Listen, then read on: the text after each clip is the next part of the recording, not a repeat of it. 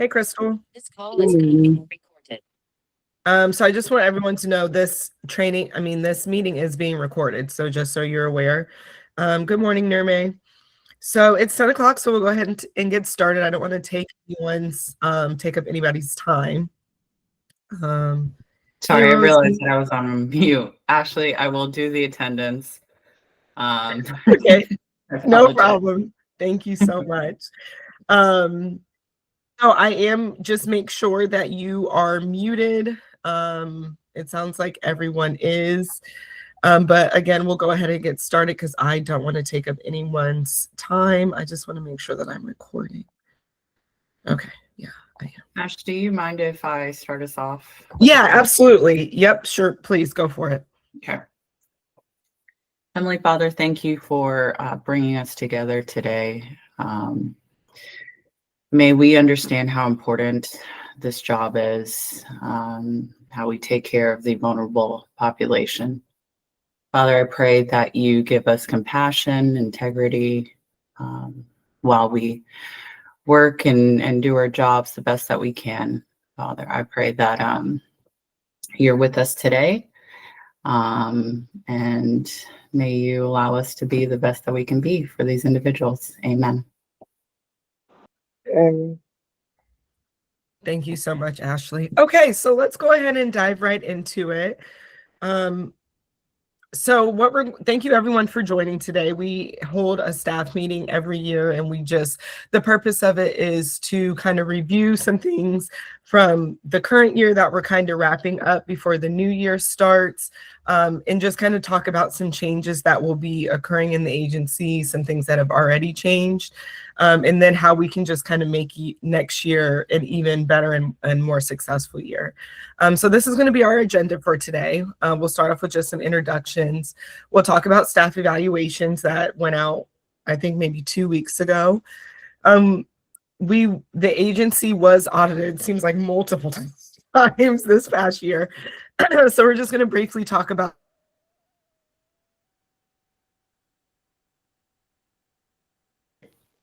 Ashley, you cut out.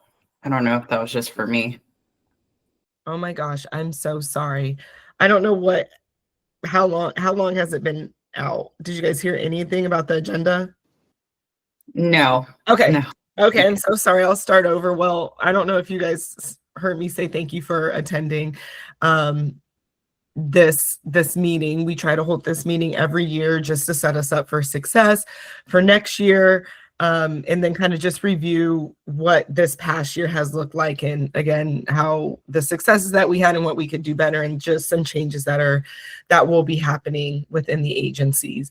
If you are with your client right now, that is absolutely fine. You can just listen in the background. It's not a concern or anything like that. There will be time for questions at the end, but I also don't mind if you need to unmute yourself to ask a question, or you can either raise your hand or unmute yourself and just ask, and we can address it. So today what we'll be going over, we'll start out with just some introductions from the administrative team. We will talk about the staff evaluations that went out a couple weeks ago. The agency was audited a few times this year, seems like multiple times. So we'll talk about what that looked like, what we need to work on, what was good with it, and then just some new requirements that have came to light. We'll talk about in-service training and how it's going to look moving forward, just to make it a little bit easier for you guys. And then we'll kind of get into some of the nitty-gritty with the timesheet and the EVV troubleshooting. We'll talk about goals and ADLs and how that should be being documented. We'll briefly talk about payroll and the annual calendar, and then we'll wrap up with medication administration and any questions that anybody has. Okay? Sounds good. So Ashley, if the administrative staff want to say anything, please feel free to, but you don't have to. So we've got Ashley Brown. She is the president of the agency. Many of you know Ashley. She really kind of stays in the background, so most of the things aren't directed straight towards her. It's usually through me and Jessica, and then we reach out to Ashley, but she is always available if needed. Shannon, she is our group home manager. So some of you who kind of work directly in the home with client may not be familiar with Shannon, but God's Blessed does also have a group home. So Shannon is the manager of that. Jessica does our recruiting, and she's also our client relations manager. Almost everyone knows me, and almost everyone knows Jessica, because at some point you're going to have to cross over or like interact with us at some point. Crystal handles all of the billing. And then we actually have a new member of our administrative staff, Patricia. She actually handles the Naples side of the agency, just, getting more clients and trying to get that up and running. And then again, my name is Ashley Whitaker, and I'm the HR manager. And I handle Tampa. We've actually expanded into the Tampa area as well. And so I manage the clients out in this area. Okay, so we'll get right into it. So we did send out staff evaluations. It was about 2 weeks ago. I think it was maybe three weeks ago. And the staff evaluations looked quite different this year than they looked last year. I don't know if anybody remembers, but our staff evaluations last year were more based off of performance and not so much like paperwork wise or communication with management wise. And the reason why I changed it is because I felt as though I didn't, I'm confident and I know we have good quality caregivers, but none of our management team is like, physically in the home with you guys each and every day. Maybe the group home is a little bit different because Shannon is pretty active in the group home. But for our caregivers that are in the home, we're not there to physically see you on a day-to-day basis. So I wanted to try to make it as fair as possible and as least biased as possible, and really just go off of the facts that we have. And what I mean by that is like the paperwork that you submit, the training that's done. Are you using the EVV system to clock in and out? And we'll go over each of the categories that were on the evaluation, but it did change from last year to this year. And for the most part, it will probably reflect what it looked like this year moving forward. So the staff evaluation, the purpose was to measure administrative and compliance performance. We want to make sure that you guys are adhering to APD and ACO requirements because, again, like I said, we were audited this year, and a lot of what you see in the audit is what we're working towards making sure that our caregivers are staying in compliance. We want to promote accountability, consistency, and fairness. So we really want to take this as an opportunity to put the bonus in your hands and just your overall performance in your hands, and holding you accountable for what does need to be fixed, but also being consistent and fair with what you guys are already doing appropriately, and make sure that continues. Again, the evaluation assesses administrative compliance only and does not measure clinical or caregiving performance. Okay. So just the little picture to the left is just a small snippet of what the performance review looked like. It had your information, and it was based off of not just tenure, but again, the administrative and compliance aspect of it. It was on a scale of 1 to 5.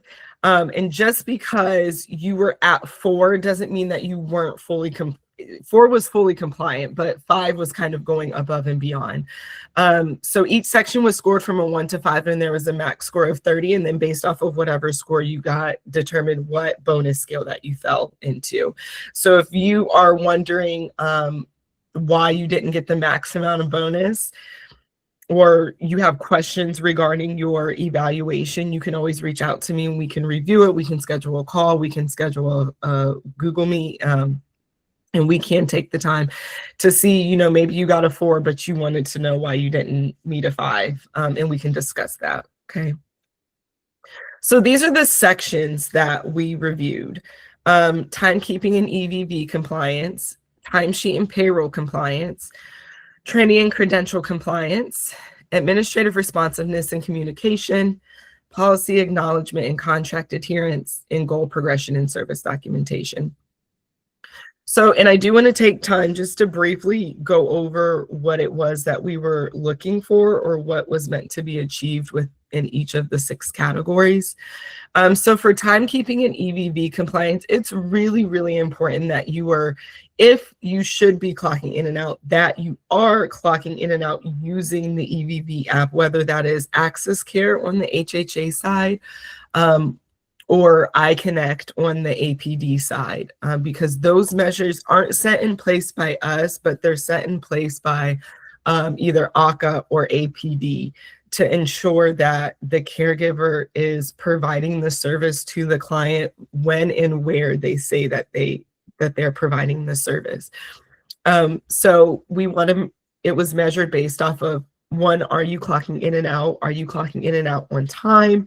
Is there frequent errors when you're clocking out? If there's an error when you're clocking out, are you doing everything you can do to troubleshoot that error so that way you can clock in and out? And are you kind of sticking to the schedule? If you're not sticking to the schedule, that's okay. Have you been in good communication with us so we can make the appropriate changes that need to be made? So we can notify the client on time, or we can find a fill-in or whatever. So that was timekeeping and EVV compliance. For timesheet and payroll, there are a lot of caregivers who submit timesheets, and that's really the starting point for kind of the process that we go through to bill for the services and then pay you guys out on time. So if timesheets aren't coming in on time, or they're not accurate, they're not legible, there's missing information, it causes hiccups in the process. And again, our number one goal is to provide quality service to our clients, but our next goal is also to take care of our caregivers as well. And we want to make sure that you guys are getting paid out on time. And so in order to do that, we looked at, are you submitting timesheets when they need to be submitted by Monday? Is there a lot of errors on the timesheet? Do I have to reach out and ask you to resend it? Is it missing signatures? Just a number of things. So that's what we were looking for timesheet and payroll. Training and credential. On both sides of the agencies, there's training requirements, there's credentialing requirements, there's paperwork requirements that have to be reviewed. So just helping us help you make sure that you're fully compliant to be working with your client was just another measurement we took. Are you submitting the trainings on time? Do you have to be reminded to take the training? Are you allowing your training to expire before you renew it, and that therefore putting you out of compliance? If certain training if anybody is found to be non-compliant with their training or their credentialing, they could take the money back from us, because technically you wouldn't be authorized to provide the service if you're not actually, if your file isn't correct, or if you're out of compliance. So that's how we measured C. For administrative responsiveness and communication, this was just directly communicating with either myself, with Jessica, with Ashley, with Crystal, as we're requesting documents, or we're asking for trainings, or asking for things to be sent in. Did you respond in a timely manner? Did we have to reach out to you multiple times to get a response? That's what D was measured off of. Policy acknowledgement and contract adherence. Again, same thing kind of with the paperwork. There's a lot of forms that have to be completed. There's a lot of paperwork that has to be done. Are they being completed in a timely manner? Do we have to continuously reach out to get the forms? Were you completely unaware of the form? Things like that. And then just making sure that, you're following your contract, meeting, you're staying on top of your credentialing, your training, the paperwork that need to be completed. And then finally, for goal progression in service documentation. For the HHA side, this was a fairly easy measurement because it's, doing your ADLs. For the APD side, it is a little bit more complex because they are looking for the service to align with the goals that are listed in their authorization or their support plan. And so with the goal progression and service documentation, we're really making sure that the documents and the service logs and the timesheets that you're submitting do align with what's required through HHA, you know, for the ADLs and with APD when you're filling out the service logs. And we'll dive more into that. We're going to take a deeper look into how that documentation should look and how it shouldn't look. Just take a swig. And this is just how the categories and bonuses were broken up. I wanted to emphasize this because the breakup is a little weird. One, it starts down at the bottom over here with on the bottom left, the 0 to 15. I do just want to note that if you did not work with if you have not been with the agency 6 months or greater, you did not receive a bonus, and it's just because you haven't been staffed long enough. This time next year when it comes around, you will be eligible for a bonus. It's a little different than last year where we started at 1 year. This year we actually went down to 6 months. Because we felt like if you work with the agency for 6 months or greater, that's a decent amount of time. And you can frequently see a high turnover rate in this industry. And so 6 months is a very decent time to stay with the agency. So we wanted to acknowledge that. But we did make it from 6 months to a year. But again, just to acknowledge that we do appreciate you.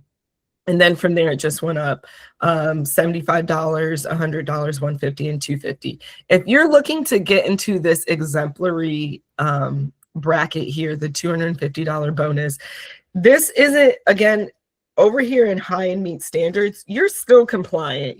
We appreciate your work. We appreciate all your work. You're doing what you need to do. The exemplary is like went above and beyond. The paperwork is always on time. I don't have to reach out to you about your training. You know when your training is expired. You know when your CPR is coming up for expiration, and you send it in. Those are, that really helps the agency flow as smooth as possible, and it's one big process. And so we really just want, if you're looking to get that 250 next year, that's what you have to do. Okay. And again, if you guys have any questions about your review, or you didn't receive it, you didn't sign it, you didn't get it, please feel free to shoot me an email, give me a call, shoot me a text, and I'm more than happy to resend it. Or if you would like to review it, if you have specific questions, don't hesitate to contact me. We can definitely walk through it together. Okay. We'll talk about the APD and the ACA audit. So, and Ashley, if I'm wrong, just correct me, or don't, it's fine. We get audited, I think once every year, but every 2 years they will physically come out and like audit the agency in person.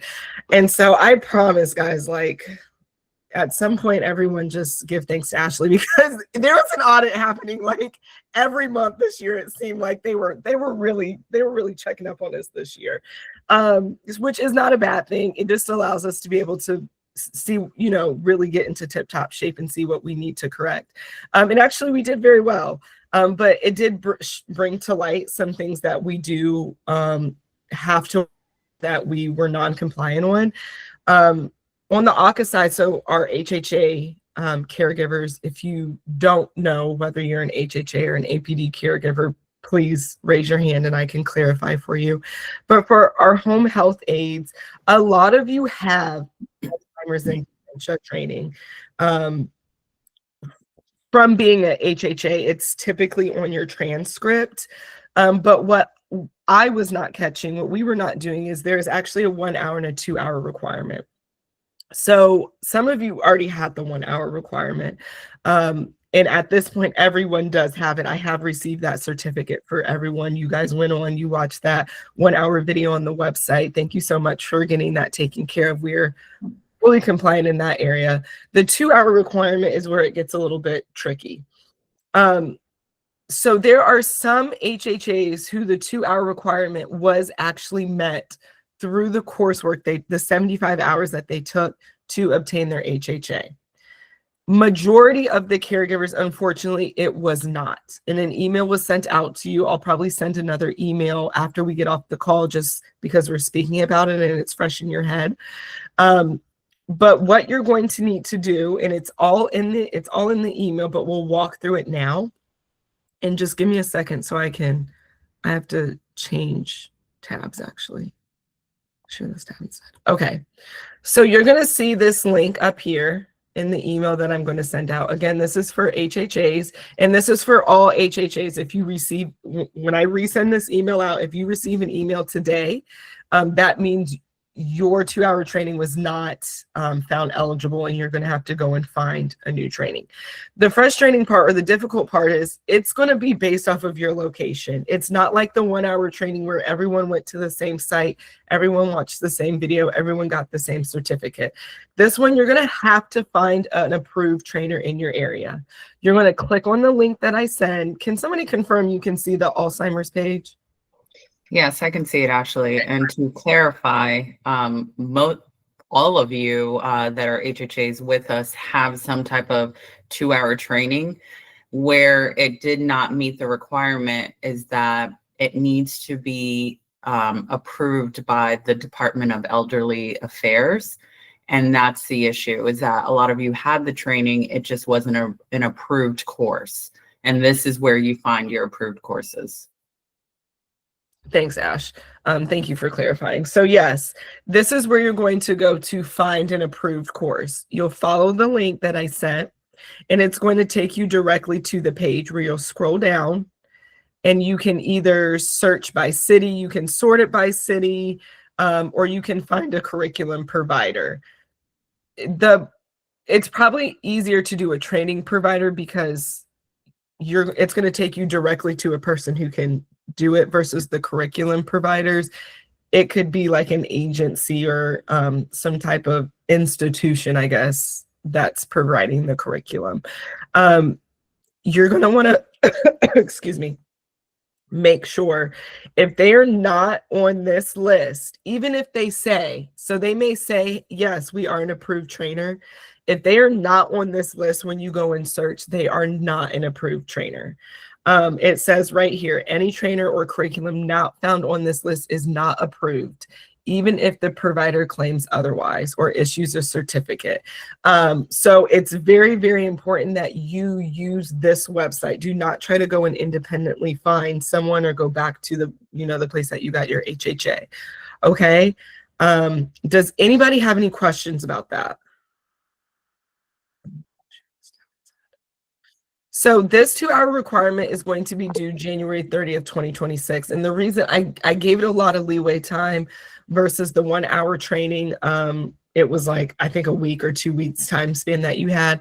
I gave the leniency because I don't know if they're going to charge money. I honestly don't know what the process looks like. I don't know if it'll be free. I don't know if you have to, schedule a time to take it in person. So I tried to be flexible to allow you guys to realistically be able to get this done.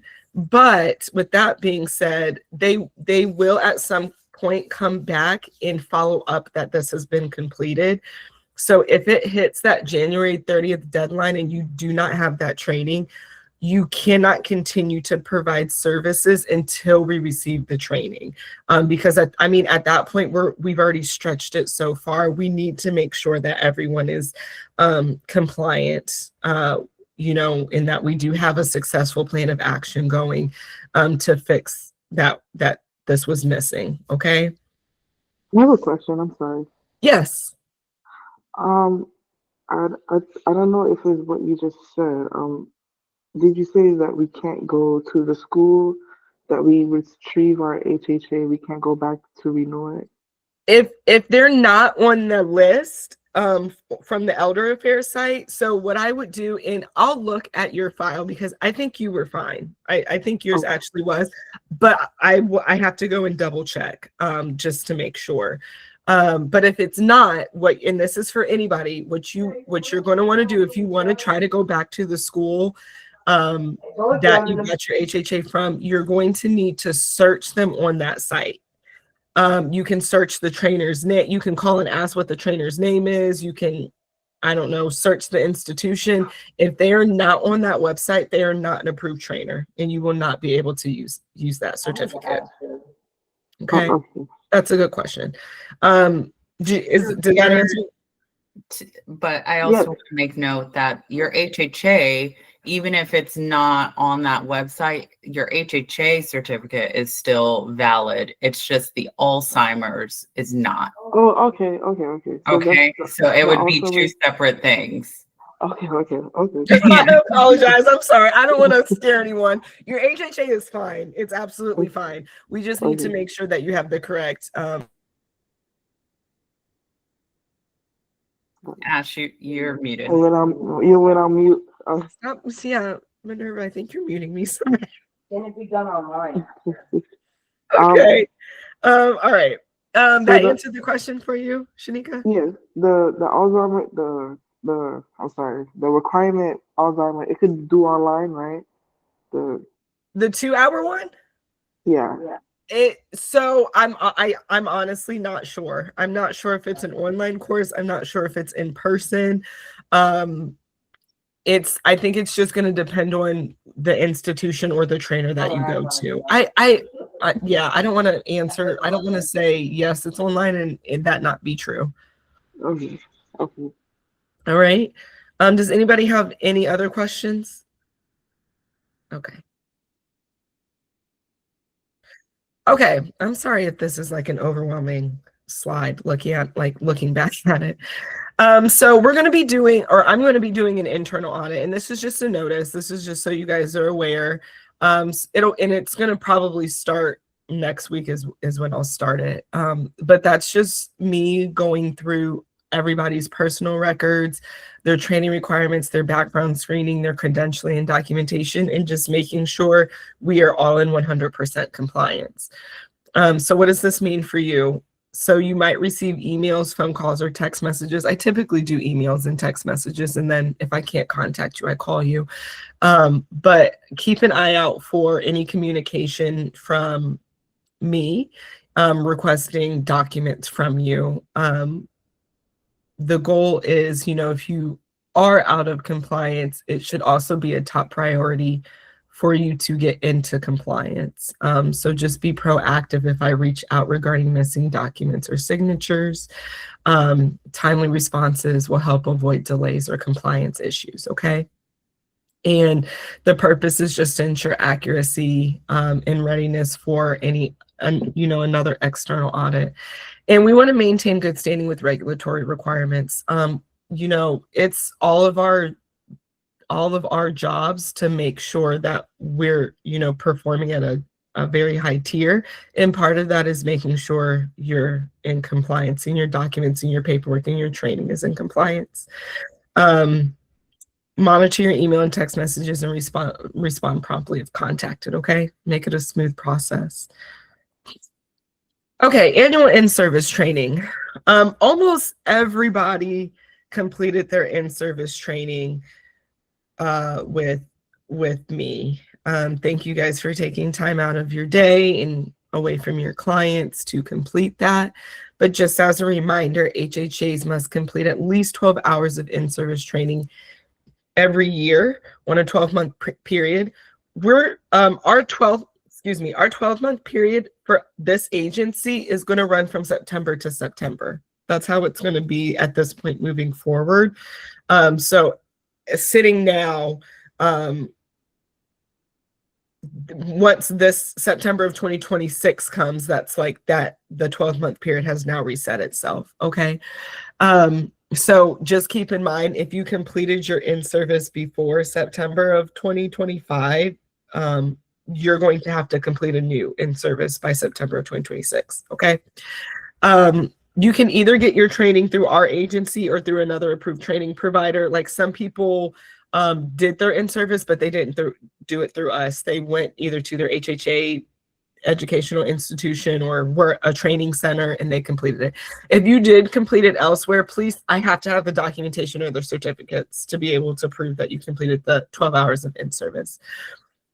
Our APD service providers, and this is including supportive employment coaches and supportive living coaches, personal support, respite, and companion, which is Life Skills 1, are required to complete 4 hours of in-service training a year. And then the SLCs and SECs are an additional 4 hours to make a total of 8 hours. I believe that's correct. If you did not complete your in-service training with me and you are APD, you can get on train.org. They have so many trainings on train.org that you can take, and that can count towards your in-service. Supported living and supportive employment, just be very, your additional 4 hours have to be directly related to your client. So if you're supported living, you need to take like a training about like housing or money management or something like that. Just make sure it directly relates to, and everyone should directly relate to the service provided, but it specifically states it for supported living and supportive employment. Okay. So today's meeting will count as 1 hour of in-service because we're going to be talking about some documentation practices and things like that. And what we're going to do moving forward, instead of me having it in four separate meetings spanned out over a year, I'm going to host them just kind of periodically, like little 1 hour trainings over a specific topic. If you're not able to attend the live one, it'll be just like I'm doing now, recording it, and then it will be available for you to watch basically through a Google form. You'll watch it, you'll answer some questions at the end to make sure you understood it, and then it will issue a certificate afterwards. This is going to make it a lot easier for everyone because one, it just provides you guys more flexibility of when you can complete it, and it's a much shorter time. I know the 3 hours, it's long, like trust me, I did it 4 times. It's definitely long. So I want to just make it more convenient for you, but you also have to be proactive in making sure if you're not attending the live session that you are still taking time to go in and watch the video, complete the assessment at the end to get the certificate. So that way, by the time September comes, you're not behind, you're not playing catch up. It really puts the ball in your guys' hand to make sure that it's getting completed. And again, just remember, APD caregivers, you can always go on train.org. They have trainings there. And HHAs, if you so choose to want to go to another institution to complete it, you can. Okay, guys. Timesheets. We struggle with timesheets, okay? And we're really going to get it together this year. I have faith in us. I have confidence that we will all be better at this. So we have 2 different timesheets. This is the timesheet for HHAs. And here's our time in our service logs. They're also timesheets for APD. But what we're going to do is just take some time to make sure we understand what needs to be filled out on these timesheets. There are many times when there is a delay in me inputting information or like processing the timesheet because there's like one thing missing that prevents me from, like, I cannot input this information if it's missing, okay? So the very first important thing is making sure that we have the client's last name and the client's first name listed on the timesheet. Both HHA and APD, okay? It's right up here at the top. And please just remember, for this is page 1 of the HHA timesheet. Well, let me circle it. Yeah. Oh. And then it goes away. Okay, cool. So this is page 1, and then this is page 2 of the timesheet, okay? Okay, that's cool.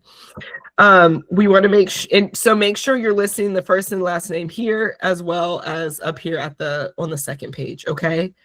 The date and time in and time out is very important. And yes, please put, unless you're writing in military time, which is fine, I will take that. Please put AM and PM. There is periods of the day where it gets iffy, where it could very likely be 9 a.m. to 12 p.m. or it could be 9 p.m. to 12 a.m. There's periods of the day where it gets iffy, and I need it to say AM or PM so I know which one I need to put in. And we'll talk about this here in a second. If you are submitting a timesheet and you're not someone who is automatically supposed to be submitting a timesheet, there needs to be a reason of why you're sending this timesheet in. Whether it's the app, Access Care app wasn't working, my Wi-Fi was down, my GPS wasn't logging, whatever. And you also have to be able to provide proof that that's what was happening. So if you're trying to clock in and it's giving you an error message, you need to take a screenshot of that. Because it happened to us this year where they were like, why are you modifying so many, why is no one clocking in through the EVV app? Why are you guys going in and modifying it? And it was like a paper trail that we had to trace back to be able to justify why these were coming in as timesheets and not through the EVV app, okay? So we have to be able to prove that you actually are having a technical issue, and that's why the timesheet was being used. If you cannot provide proof of that, we cannot accept the timesheet, which means I can't put it in the system, which means we can't bill for it, which means we can't pay you for it. So please, please, please, do your due diligence and making sure if you need help, you can call me. I can walk you through it. We have to be able to document why we're using a timesheet. There are times where I understand people forget to clock in and out, and that is okay. As long as we're not making a continuous habit out of it every week, every day. If it happens once or twice here and there, that is okay. We can use a timesheet to justify that, okay? ADLs. So our activities of daily living. If you are using a timesheet, please make sure you're checking the ADLs. And if there's information like here, it says grooming, did you file nails or assist with shaving? You can just write it in the box of the day, okay? And then very, very important, your signature, the client signature, and the initials. If I receive a timesheet and the client hasn't signed it, technically it didn't happen to me because the client's not signing off that it happened. Okay. That's the HHA timesheets.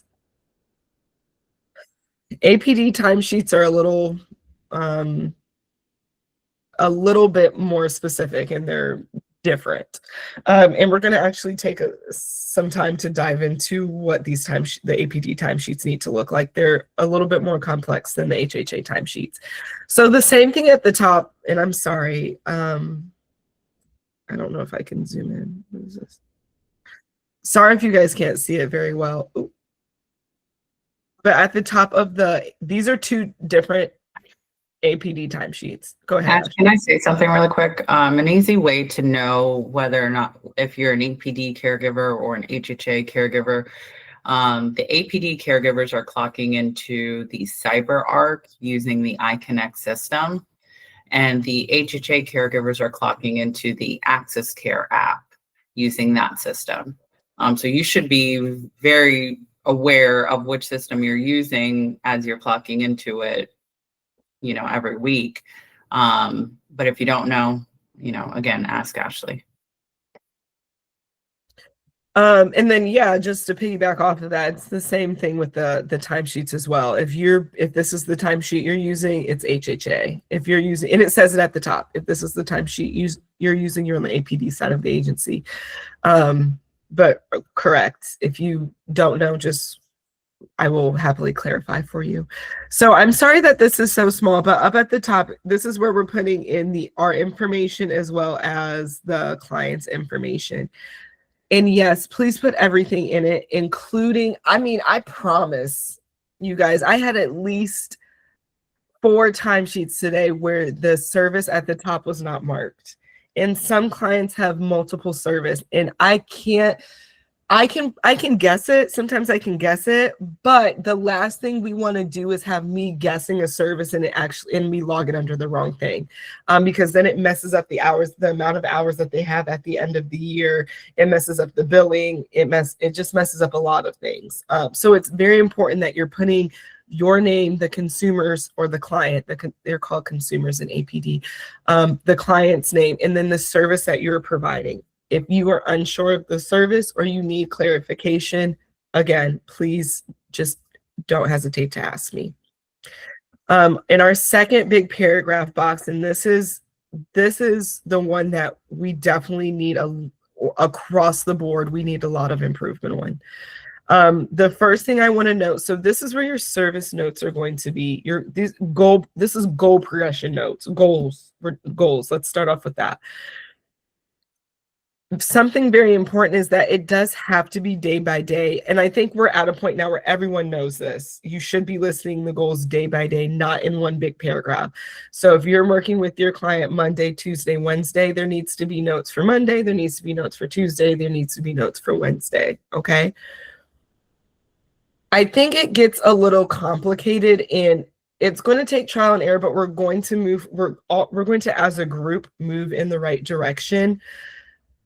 I think when you think of service notes, you're thinking, I need to list what it is that I'm doing with my client at the moment I'm providing them that service, which is true, but specifically for APD, we're working off of goals. So your service notes need to be aligning with your client's goals.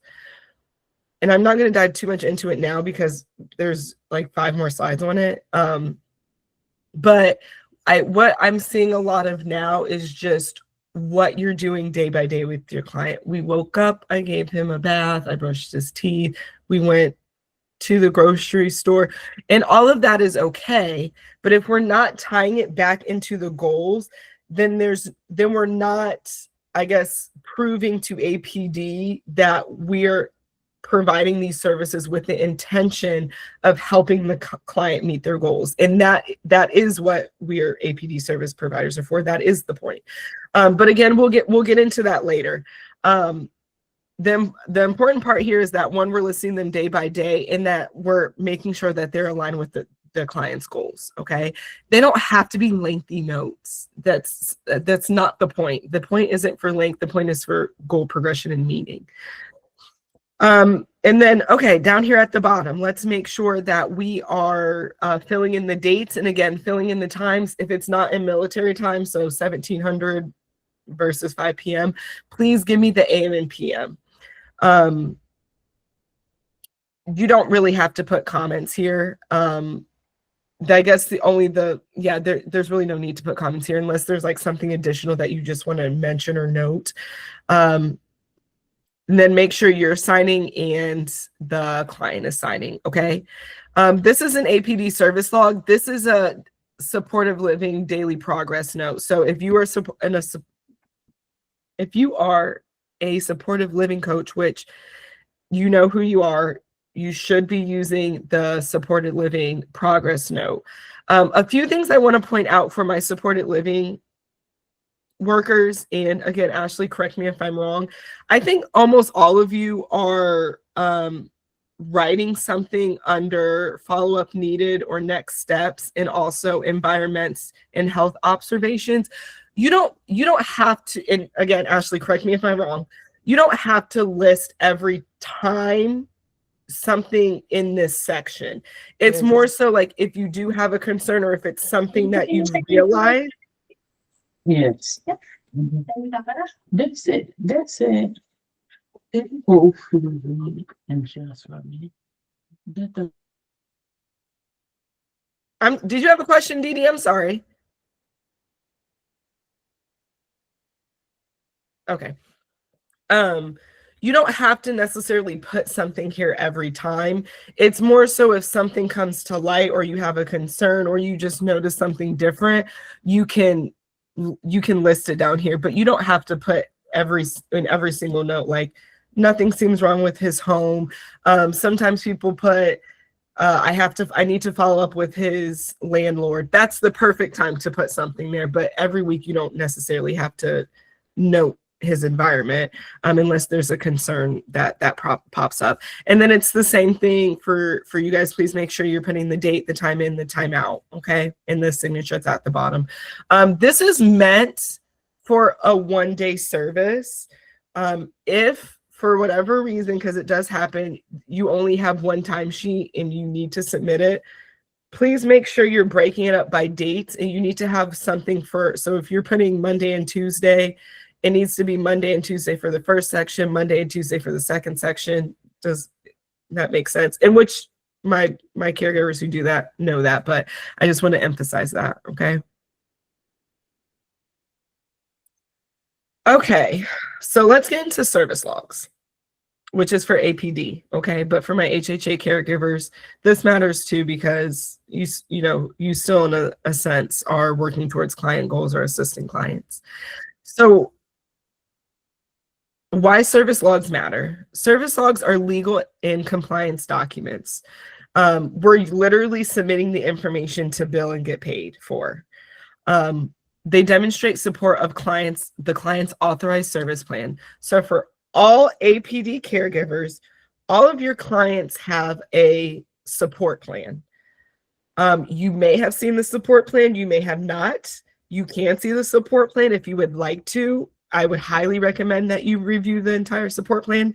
If you would like to, please reach out to me. It's something I would be more than happy to do with you, or if you just want to review it on your own. But the support plan is going to list information about your client, like what they like, what they dislike, what their goals are, what their home life is like, what they enjoy doing. Just things that are useful to know to help you provide better services. So when you're filling out your service log, it needs to demonstrate that it's supporting your client's support plan. Okay. How does it do this? First, it's the services. You're listing the services provided, which we have it where you can mark it at the top. What support was delivered during this shift? Why do we need that? Because we have to bill under specific codes based off of the service that you're providing. That's why it's very important that you're marking personal support, companion, respite, supportive employment, and that you understand what service that you're providing. Okay. Client goals. Your service logs need to reference the client's goals. You need to be saying like why what you're supports the goals that are listed in the support plan, or supports what is listed in the support plan. Describe how your support helped move the client towards these goals. We're right here. Okay. Abuse, neglect, and exploitation awareness. Oh, actually, we'll jump over here to client choice and preference. Your service logs also need to note that you're giving your client the opportunity to make their own choices. Okay. That you're not, which we know you are, but you need to be putting it in the service log. Document what the client chose. We went to the grocery store. Mark chose broccoli. Mark enjoys eating broccoli, so he chose to purchase broccoli.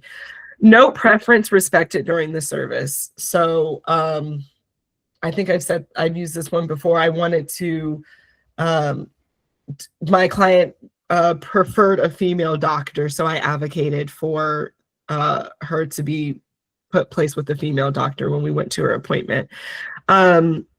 Use person-centered language. Example, client chose to prepare lunch independently with verbal prompts. And that's a great example, especially for both personal support and companion services.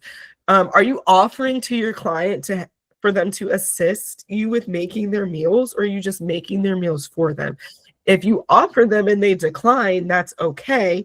But maybe you offer them and they do want to help, and then now they're working on skills in the kitchen, and learning how to clean up, things like that. So you want to also be listing choice and preference in your service logs. And then abuse, neglect, exploitation, and awareness. Everybody, and even the HHAs, you should be making sure your client understands what abuse, neglect, and exploitation is, and also making sure that they know what to do if they feel like they're being abused, neglected, or exploited. That is part of our job. Demonstrate awareness of client safety and right. Make sure they know and understand that they understand that they have their own rights when it comes to safety. Document the education. Let them know that document on and educated so-and-so on abuse and neglect, on road safety, on, I don't know, money making sure you're not being spammed, or, spam phone calls happens to me all the time. Report and document any concerns immediately following agency policy. So if you're reporting on your service log that you fear that your client is being exploited, that also needs to be followed with like a phone call to me so it can be documented. And if we need to be calling DCF, Children and Families, to report it, we can do that as well. Ashley, before you leave this slide and once you're done, I would like to touch on a few things. Okay, awesome. I'm just going to wrap up with, again, if you don't know your client's goals on either side, or if you just, you don't know their ADLs on the home health side, or you don't know their goals and their support plan on the APD side, please reach out to me. We will schedule a meeting to go over it. Or again, I can send you documents, I can send you the goals, and then we can also talk about how you can implement those into your service logs. All right, Ash. Okay. So regarding the APD side and their goals, I know often, goals can change even for us all the time. And that is fine. But we do need to make sure that we are documenting the goals that are listed in the support plan, because those are the goals that when the state comes out, they are looking to see if we worked on those. They obviously care about all of their goals, but because those are documented and the goals being the ones that they want to work on for that year, those are the goals that we do need to focus on in the documentation as well. So if you are, I know the note says, if you don't know the goals, to reach out. Please do not just make up any goals, or not make up, but please do not just list the goals that your client tells you, because they could be different in the support plan. So make sure you're aware of those goals.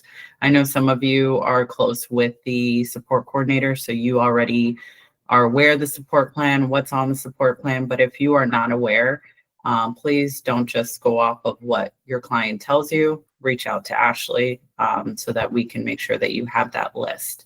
As far as the home health side, you might not hear us use the terminology goals.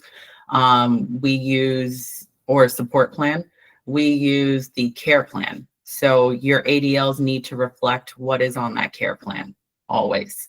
If there's a change, we will make that change through our supervisory visit or assessment, annual assessment, or if we need to do one sooner, we will do that, make that change, make you aware of it, and that needs to reflect in your timesheet. I would advise all of the APD caregivers to take a picture of this slide, because this is one of the best slides that I've seen with explaining what needs to be in your notes. This is what they check for every single year. Are you making sure that you are giving them their choice and preference, going over their goals, explaining, not just documenting abuse, neglect, and exploitation, but explaining what it is and how that can come about within their life. Thank you. Awesome. Thanks, Ash. Okay. So like I said, I will just kind of briefly dive into what is good documentation, what is poor documentation. And again, this is APD specific, but that doesn't mean you can't apply this to the home health world too. Documentation is a little bit different, but you should still be mindful of the service that you're providing and making sure, like Ashley said, it aligns with the care plan. Okay, so let's talk about poor documentation. Worked with client today, helped with goals, client did fine, provided support, no issues. So why do these not work? It does not describe what service was provided. It's very vague. I have no idea what services were provided. It doesn't reference the client's goals. It does not show client choice or preference. No evidence of abuse, neglect awareness, and it's too vague to support APD billing or compliance. Now, I want to be clear, it's not every single service log that you're listing abuse and neglect, or even choice and preference. But it does need to be a continuous theme throughout your service log, like at some, maybe at least once a month you mention abuse and neglect, and so you put in the service log that one time, or maybe once or twice a week you speak about choice and preference. The point is not to see it like every single day, every single service entry. The point is to see that it's being done. The goal progression and the referencing to the goals, that needs to be every single timesheet. Every timesheet needs to align with the support plan, align with the care plan, okay? Some other things that I see in the documentation for APD is timestamps. And I understand why some people do it, but they're not necessarily looking for the length of time that you're like doing something within the service note. Food that they're eating, it doesn't need to be listed in the service logs, unless maybe on their support plan, one of their goals is to eat healthier foods. Then it would make sense to list the meals that they're eating, because it's part of their support plan, it's part of their goals.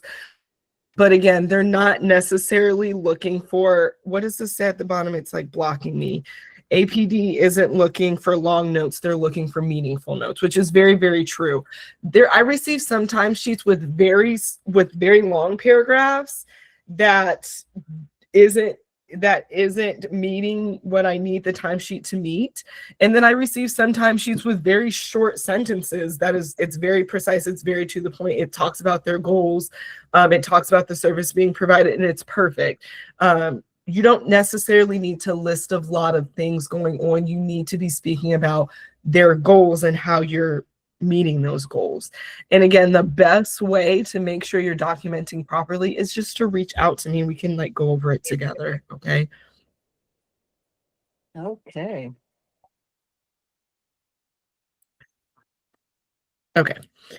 Now let's talk about good documentation. Provided supportive living coaches focus on meal preparation skills. Client chose to prepare, sorry, we're right here. Client chose to prepare breakfast independently with verbal prompts. Support aligned with service plan goals to increase independence in daily living skills. Reviewed personal safety and reminded client to report concerns to trusted supports. Excuse me. Client's choices were respected throughout the visit. So why this meets APD standard.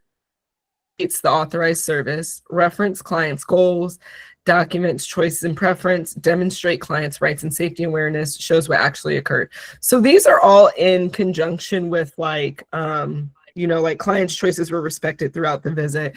I don't know, maybe you took your management part because you're providing companion services, and you asked the client what food stand he wanted to go to, what game he wanted to play, and then you're tagging at the end, client's choices were respected throughout the visit. That's demonstrating that you are providing choice and preference to your client, and you're respecting what their choice and preference is. Keep in mind, sometimes your clients, you may give choice and preference, and the client's choice might not be the best or the safest choice. And in that instance, it's okay to guide them in the appropriate direction. We don't want putting our clients in any unsafe situations. I am so sorry. Whoever the 954 ends in 96, I think you keep unmuting yourself. Do you have a question? No, not really. I don't know why I keep unmuting. Oh, This is okay. Sandra. Okay. Okay. Did I skip one? I did. Okay.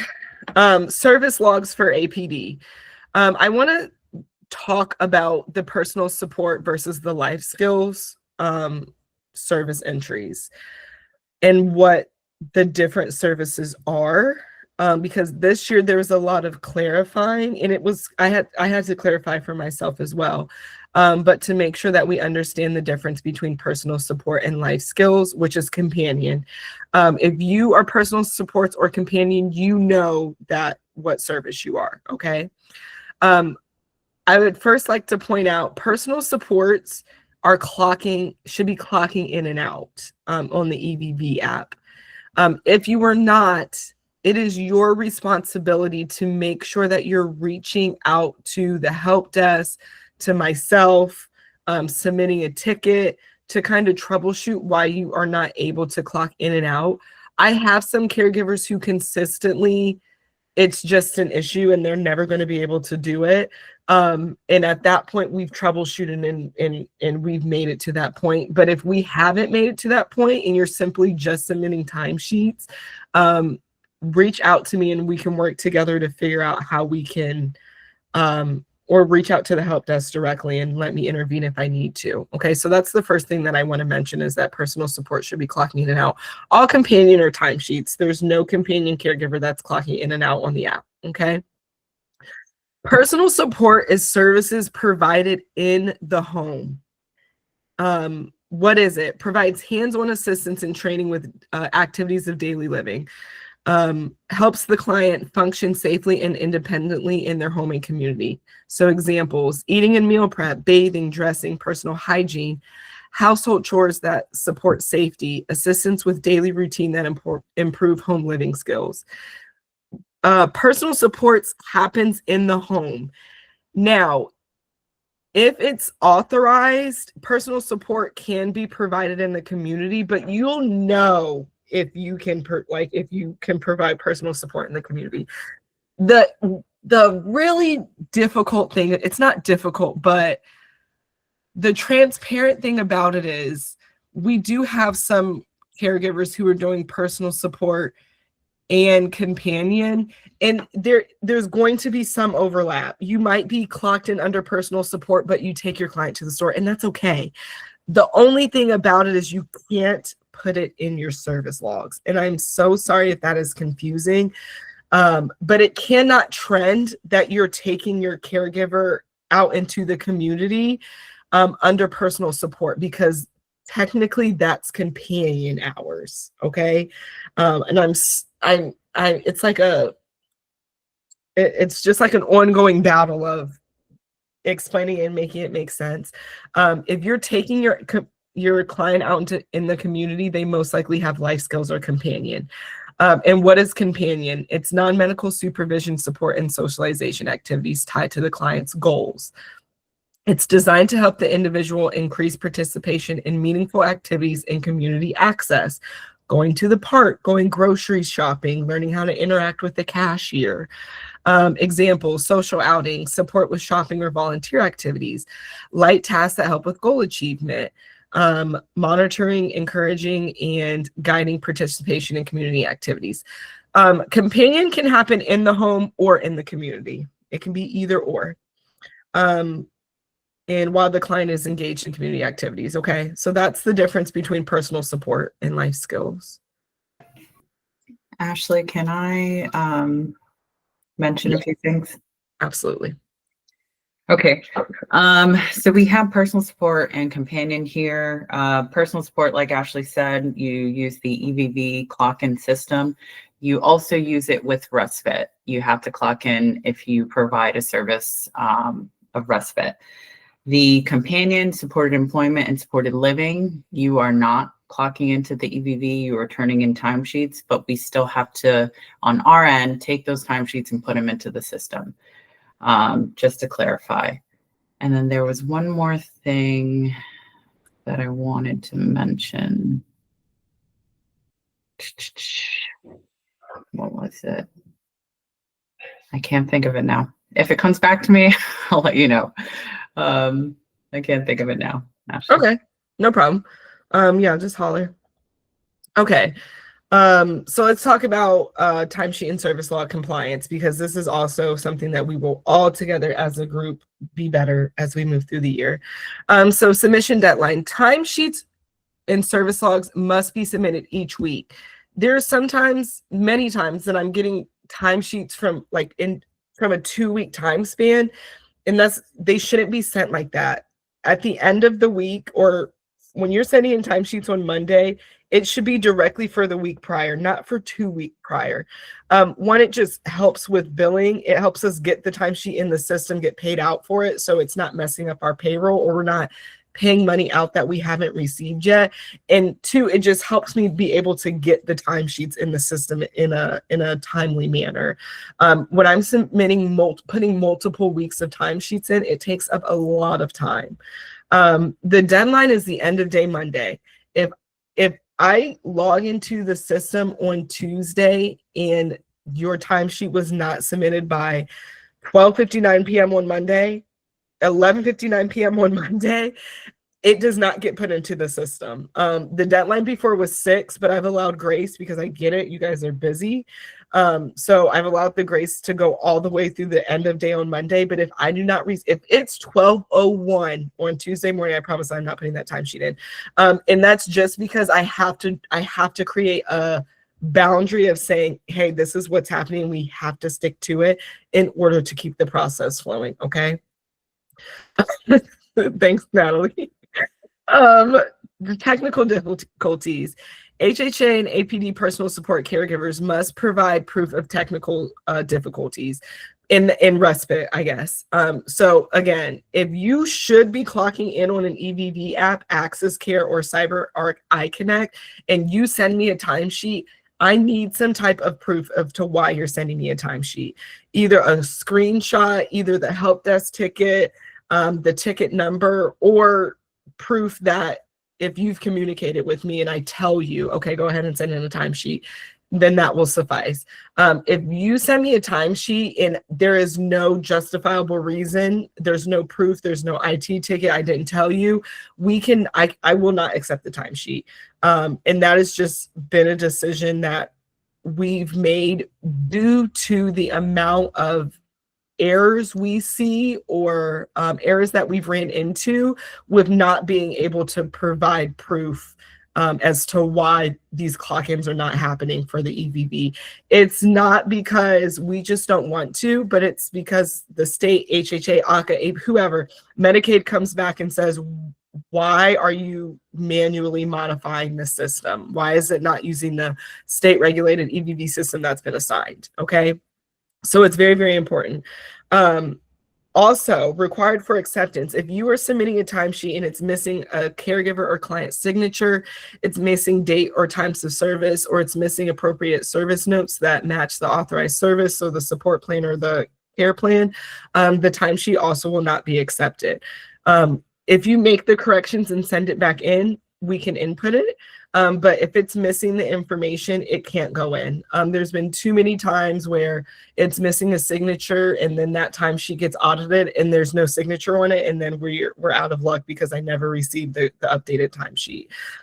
So we're just trying to cover our tracks, okay? Accuracy and consistency. Late submissions may result in delayed payroll, and repeated or late or incomplete submissions may impact evaluations, which we talked about earlier. Ashley, I actually remember what. Okay, go for it. Okay, so we often see where specifically for the APD caregivers, when you're clocking in using the EVV system, your location might be off. There are a few of you where the location's off. It still allows you to clock in and submit that delivery. However, we actually aren't really allowed to take that, because the whole point of the EVV system is to track and make sure that you are with the client when you say you're with the client. So we do give out warnings, let you know that your location's off. I want to say that I'm confident that you have to be aware that your location's off, because every time I clock in, it tells me my location's off. But if you're not aware, we will let you know and give you a warning. After that warning, we cannot accept that entry, as you know, we just can't prove that you're with the client. So there's no point in the EVV system. Medicaid's going to deny it. So please make sure that your location's on. Another thing is waiting to submit your entries. Say you're working with a client 5 days a week or 3 days a week, and you wait until the end of the week to submit your entries. Now, a lot of us do it, me included, but we just had an incident where the iConnect system was down for maintenance and they were working on the system. And if you did not submit, if you stored your entries in the system and you didn't submit them, you lost them. We had a caregiver that lost all of our entries. So please submit every single entry once you're finished, just to make sure that doesn't happen to you. And that's it, actually. Cool. I think Natalie? asked that question. Yes, go for it, Natalie. Yes. Okay. So I have a client who lives in a townhouse. Well, every time I go to clock in, whether outside, parked up, or inside, it shows the neighbors on either side sometimes. So I think there's a 50 feet. Oh, I don't know. I can't remember, but there's a certain distance that if it doesn't show the actual address, you have like within 50 feet or something like that. So it would be okay. But I've never actually had them see the correct address.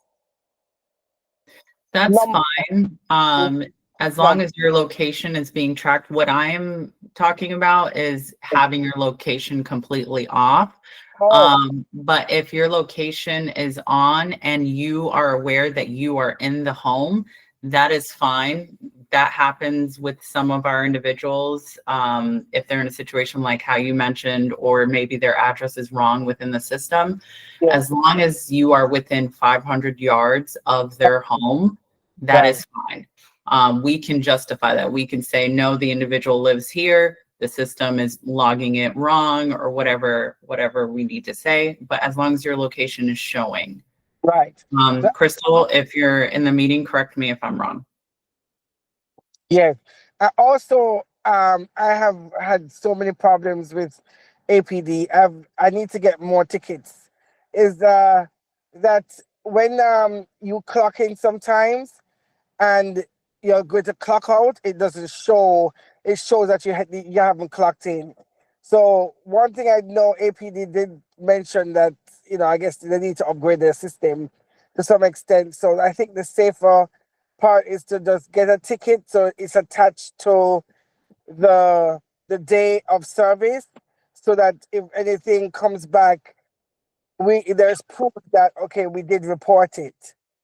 Correct. It's all about having a paper trail. So if you're having an issue, even if the issue continues to come up, you every single time need to reach out to the APD help desk or iConnect help desk to make sure that there's a ticket in the system, because when they do come to audit, or Medicaid is checking to make sure that they will pay out for this, they ask to see some type of proof, and that is the proof that we show them. Yes, because it has happened almost every week with me. Too often, at one point, apart from when they're upgrading their system, updating their system, that's okay. But even though, you still have to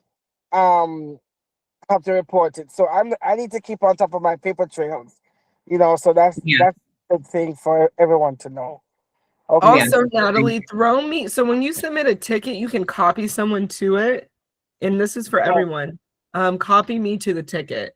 Copy HR to the ticket. One, so I can see it. Then you don't even have to reach out to me, because it already pops up into the ticket. It already pops up. And again, don't be afraid to take screenshots, guys. So like when you send in those timesheets, send me that screenshot right with it. Or like I said, CC me to the help desk ticket. And that'll be just our documentation right there. I can put it in a folder. I can do a screenshot or whatever, and it'll be stored. Okay. Yes. Thank you. Okay. Yes. Thank you.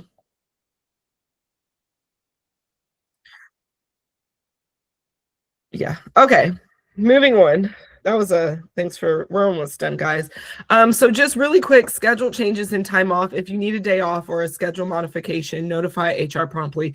It's fine if you guys need to take off. Like it's really okay. But just let us know with enough time so we can reach out to the client, see if they would like a fill-in. If not, that's great. If so, it gives us time to find a fill-in.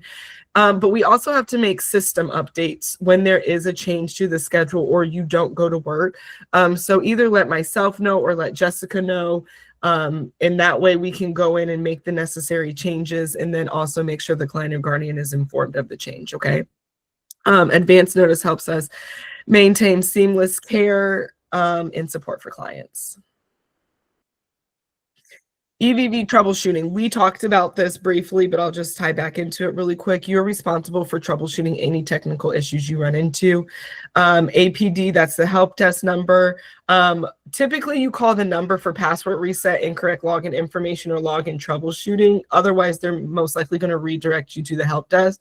Excuse me, but that's the link to email to submit a help desk ticket. And I'll send this presentation out so you have that link available.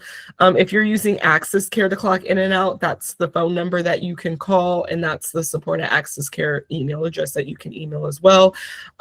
Even though you're reaching out for troubleshooting, you can still contact me, but I just want to say you still need to be proactive in making sure your system is running seamlessly, okay? And then Jessica, did you want to touch on the payroll calendar? Or did you just want me to briefly mention it? I didn't know if you wanted to speak on it or anything. Yeah, I can briefly go over it. Okay. Hey, everybody, I manage payroll. We do have our payroll calendar out for the next year. We can email that to everybody after this meeting. But we do have the 2026 payroll calendar ready. You can reference this if you ever have questions regarding payroll. It shows you the pay period, which is all the days that you are getting paid for. So for example, the next day we get paid is on January the 9th. We are getting paid for any hours worked from December the 20th through January the 2nd. So if you're wondering, like, oh, I worked Saturday, January the 3rd, I didn't get paid for those hours. That's because January the 3rd is not on this pay period. It's on the next one. So you can reference that, so on and so forth. But if you still have any questions regarding payroll, still feel free to contact me. You can email me or give me a call. So I just realized the dates on this is all types of wrong. So the one that I send out will be correct, but AI made this like formatted my picture and they changed the dates.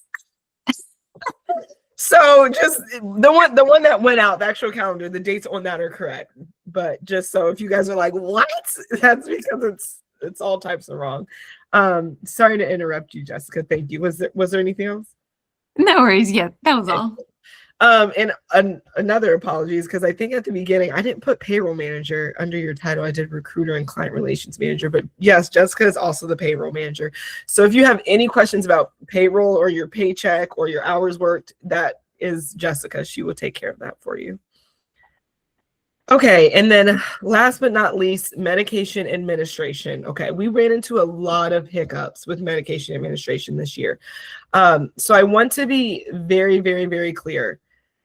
Absolutely no one, whether you are medication administration validated, trained, whatever, no one should be administering medication unless you are in a group home employee. Those are the only ones who are authorized to do it. APT caregivers do not do anything regarding medication. You can give reminders, but that's it. There is no assistance with self-administration. You cannot give medications. You can't set it up. You can't hand it to the client. You cannot assist them in any way. You should, in no way should you be touching medication if you're an APD caregiver. Home health aides, again, medication administration is not permitted. Even if you have a certificate for it, if you're certified, you have a training for it, it's not permitted. HHAs can do self-assistance with if you have a valid medical assistant certificate and you have approval from management, because there's paperwork that's associated with it. So if you, and again, assisting with self-administering is not administering. Assisting is like opening the bottle for them, reading the label for them, but you should not be physically administering medications, okay? If you are doing that in any way, shape, or form, please stop and please let us know. You're not in trouble because some people just weren't aware. And that's my fault for not clarifying better. But if you are doing any type of anything with medication, please reach out to us and let us know, so we can speak with the client and then just kind of make sure it's handled properly moving forward. Go ahead, Natalie. Excuse me, I have a question. I'm sorry. Tanya, Okay. give One second, Natalie Tanya. had her hand raised. Excuse me? 1 second. Natalie had her hand raised. Oh, my apology. My apology. I'll wait. Okay, if there's an APD client who needs assistance with medication, who is supposed to do it then? Because yeah, that was just a question. Yes, that is something that we would need to communicate with the support coordinator and APD, Okay. the state, to see who will be providing that care. It really is a case by case situation, and we would just have to reach out to them to see. They typically want a family member.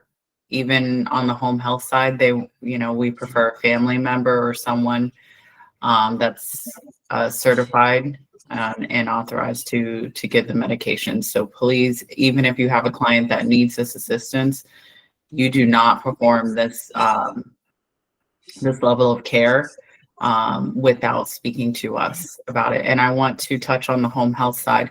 Even though you are able to provide assistance with self-administration, we are not just, if you have the validation, you have all of the requirements, we are not just saying, okay, well, you're able to do that, do that. If that is something that your client needs, please reach out to us. You're not allowed to do that service without getting authorization and approval from us first, as we need to make sure that we have everything aligned to do so and make sure that we're doing it in the way that we need to be doing it. So if you are doing that, again, like Ashley said, you're not in trouble. Just please reach out to us to make sure that we take care of that and understand what we need to be doing. And now, okay, thank you. Your question. Okay, Tanya. Okay, I'm just gonna wait till after the meeting to speak on, I guess, what my situation, because I'm just a little bit confused about mine in particularly, but I'll just wait till after the meeting to speak to you guys about it. Okay, and I can call you, Tanya, because I think we Thank did. you. We did. Yes, speak on ma'am, it. we Okay. did. We Yeah, did. yeah. Okay, so I'll follow up with you, okay.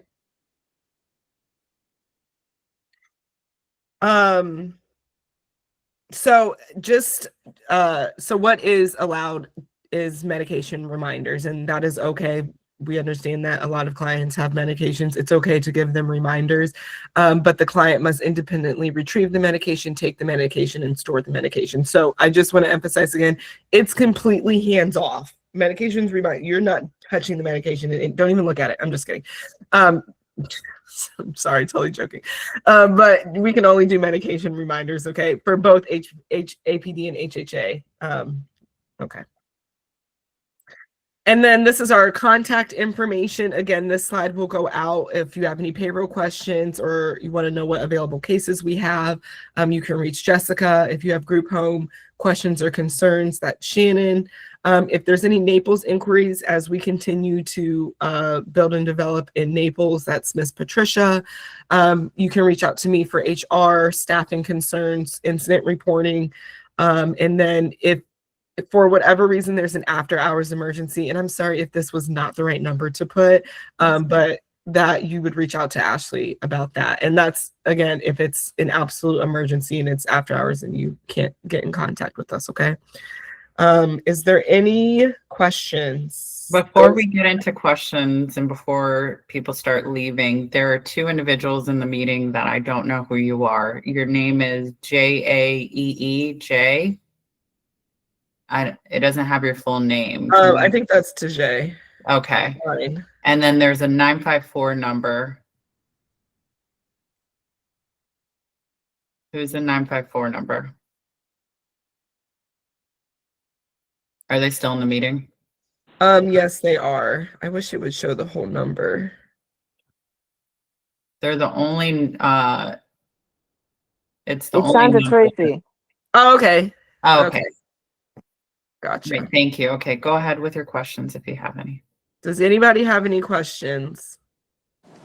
This is Tajay. I don't have any questions. Thank you. Thank you, Tajay.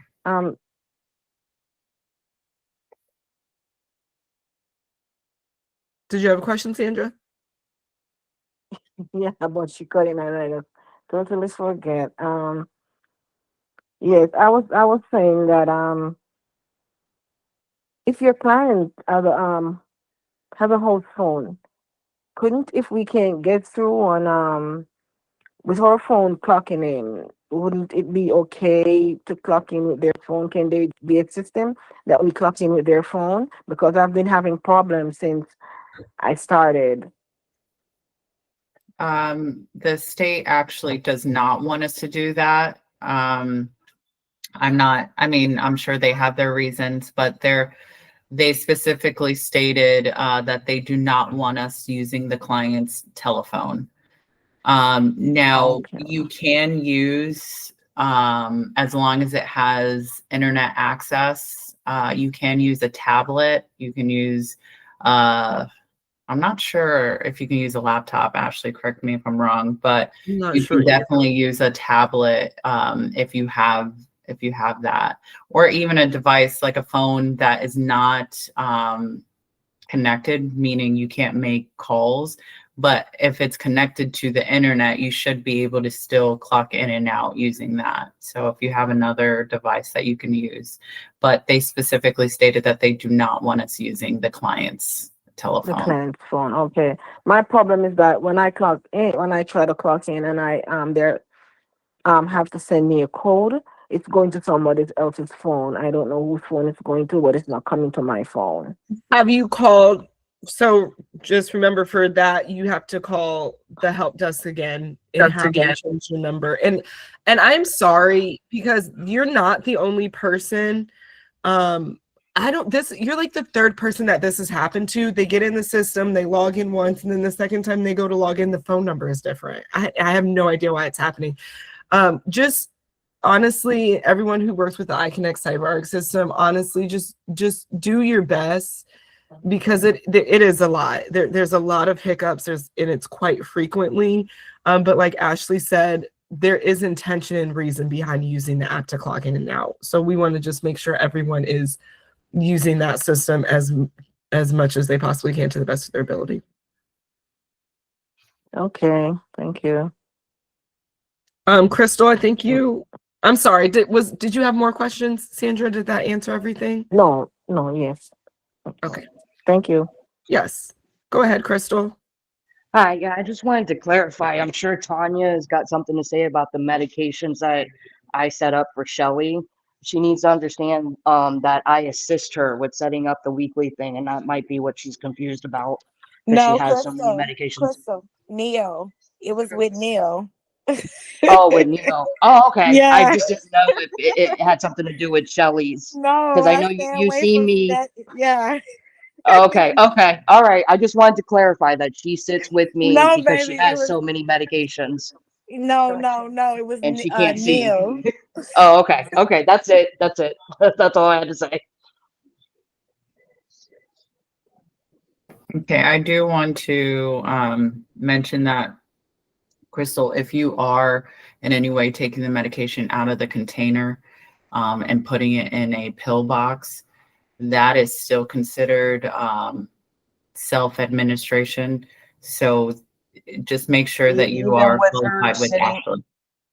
well, she's sitting with me because she can't, she has vision problems, so she can't see how many times a day to put it in each pill thing. So technically it's her doing it, but I'm assisting her so she doesn't overdo it in each day in the pill thing for the weekly thing.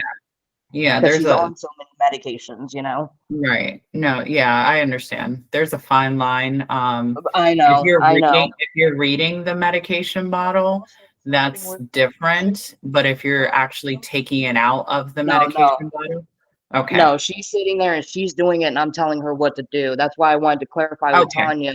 I didn't know if she's seen me doing that with Shelly, but it does. Her question obviously has something to do with Neil, which is not my concern. So Okay. Okay.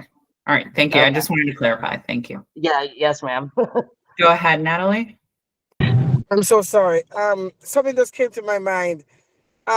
So for people who, you know, need assistance in medication and we can't do it, something that's popped in my mind, is there like a nurse on staff that can probably go around and do it for the week for the client, or someone who is registered to do it? Because I'm sure that there are not many clients.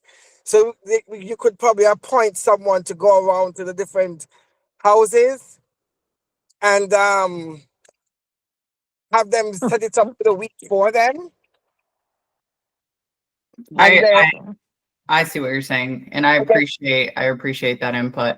Unfortunately, there's a lot that goes into that, and we would there's just a lot that goes into that, and we can't do it that way. We have thought about that.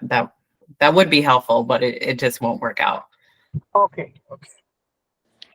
I don't Hello? know how to raise my hand. I'm sorry. Go ahead, Tanya. It's fine. Okay, well, since we on the subject, you guys need to specify what the HHAs are, what our job is. Because if we're just taking it out of the pill box, that means it's already been set up. And all I'm doing is taking it out of the pill box. You should not be Placing taking it. it out. So that's what, then that case, then I feel like I should have been, I don't know, maybe it should have been mentioned in the beginning. Okay. Because that's where my confusion came in at. Okay. Okay. And you're right. We probably could do a better job with letting everyone know what exactly they're supposed to be doing with the medication or not doing.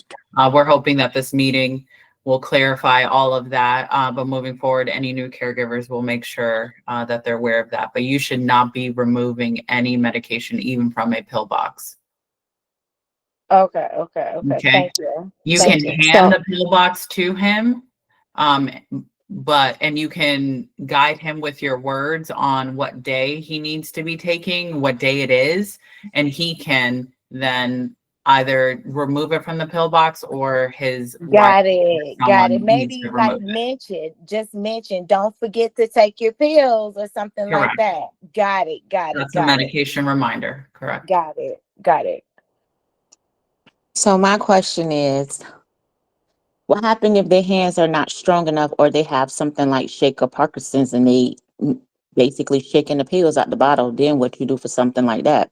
That part right there. Right. So if that's the case, we need to either go, if they're home health side, go to their case manager, and their case manager needs to either provide a nurse to come in using their Medicare. We bill Medicaid, we don't do Medicare. So that would be a whole different service. If it's on the APD side, we need to reach out to their support coordinator and let them know that this is what's going on, and it needs to be very well documented on what we are supposed to be doing. And they need to provide the next steps in telling us what we need to be doing, the state and the support coordinator. So this is just another question as well. So what if you pass HHA and you have other medical background history throughout that's proven through the state and you have took APD classes, then what? You still not allowed to assist them in certain ways of directions to help them, even if the coordinator maybe not get back as fast enough? Because how can we not make sure they get their medications or remind them if they can't really do it themselves, waiting on a supportive coordinator? Then what we do is just contact you guys and go from there due to the case. Yeah, so many of you guys are qualified to do it. It's not a qualification or being trained. It's more of a liability issue. So if anything goes wrong, it would be on you. And we're trying to protect you. We're trying to protect the company in this whole situation. So if you have a case manager or a support coordinator that is unresponsive, please reach out to us, because we will most likely, you know, tell you, okay, like set up the meeting, all of that. But if they are still non-responsive, reach back out to us, let us know. We will then go to APD and let them know that we are trying to get clarification on this issue, and they will either reach out to that support coordinator or provide us with the next steps. But always keep in mind that this is a liability issue. This is not a question of whether or not you can do it or if you're trained. I'm sure many of you are, but even with that knowledge, you should not be providing beyond medication reminders. I have a question. Yes, go ahead. Well, just to confirm. So, in my client situation, he can't open no pillbox. He can't do anything. Like, he just can't open the pillbox. So, do I just contact his case manager? Let us know. So separately, I know you're letting me know now, but let us know by reaching out to Ashley. She will then let me know specifically who this is for, and I will reach out to the case manager and let her know. And as long as they, you know, as long as we go through that process, we just need to figure out what are the next steps. It needs to be documented. We need to make sure that we're all comfortable with what we are doing. Then that's fine. But you should not be, you know, doing it without our knowledge. Okay, so I just do I So provide it? Shanika, it's okay because you, Tanya, and Crystal, we're dealing in the same realm. Okay. And so I'll have the conversation with you, Ash. Because I just think it needs to go further. I just Okay. think that's Yeah, because I thought we did clarify this, but okay, it seems like Yeah. we need to. So Okay. Yeah. do I I think on do both I- ends. So for now, Shanika, are you asking what to do at this point moving forward? Yeah, Is like do I provide you his case number, his case manager number, or I believe or I have the case manager's information right now. it's a new one? In Just to the let you know. it's a new one. What's the name of the case manager? I'm not It's send it to me, Shanika, Okay, and I'll make okay, sure it's Ashley. Okay. In the meantime, you can have his wife open up the pill box and she can give him the medication. okay.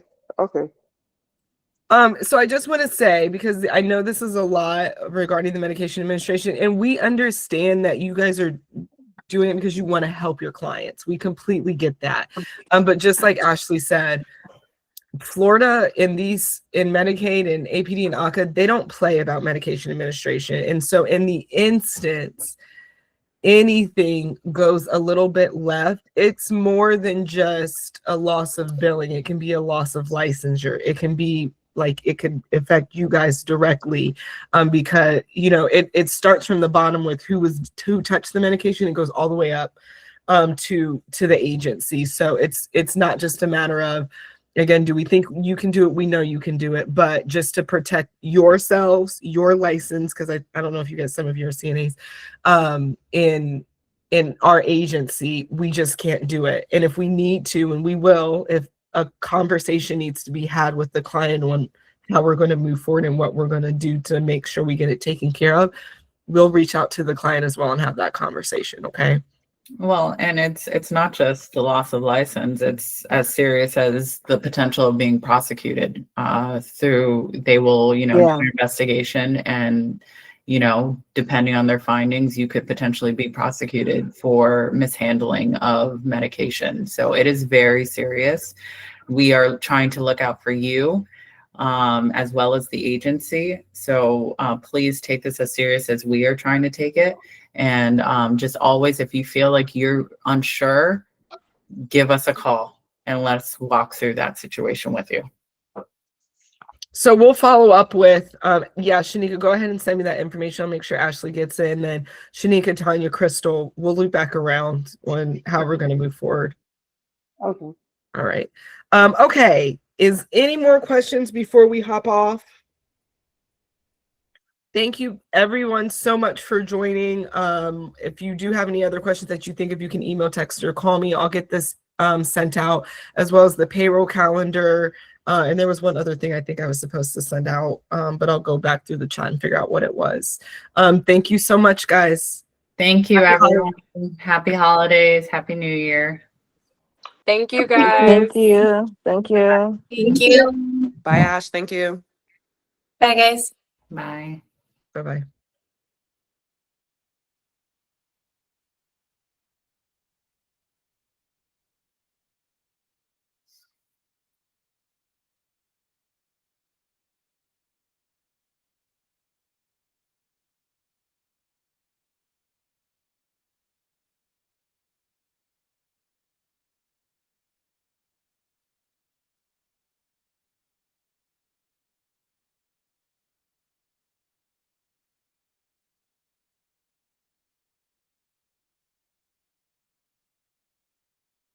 Okay, cool. Good, Ash. All right. Yeah, so I have everyone checked off that attended, and then I have for the ones that came in late their time that they came in, just so if you need to still send them the meeting. It looked like Dee Dee came in 28 minutes late, and then Jenny came in 45 minutes late. So you probably want to get the recording out to them. Okay. Okay, cool. Thanks, Ash. All right. Thank you so much, Ashley. You did such a wonderful job. I Thank appreciate you so much. You don't understand, girl, because this is No life is problem. lifing right now. It's okay. I got you. All right. All right. Bye. Bye.